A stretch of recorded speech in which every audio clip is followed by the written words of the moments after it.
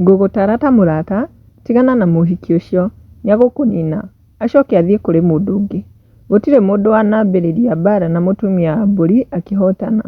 Dama wa Spears kwĩra Karangu. To my good friend Karangu Muraya, I may not be right person to advise you, but allow me to be honest with you on this.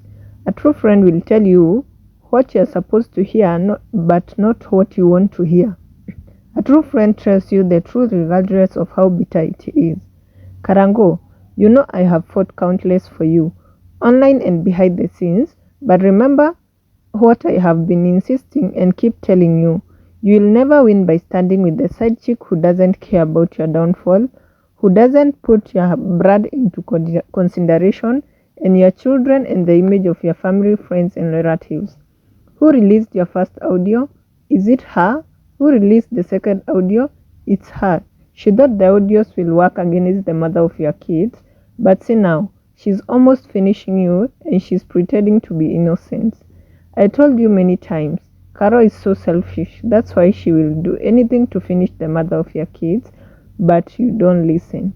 No man will stand with the side chick against the goat wife and win. The society always stands with the goat wife, no matter how bad she is. Don't blame those who spread the audios. Blame yourself for recording them. Then blame the Kambiti Milayas for releasing them.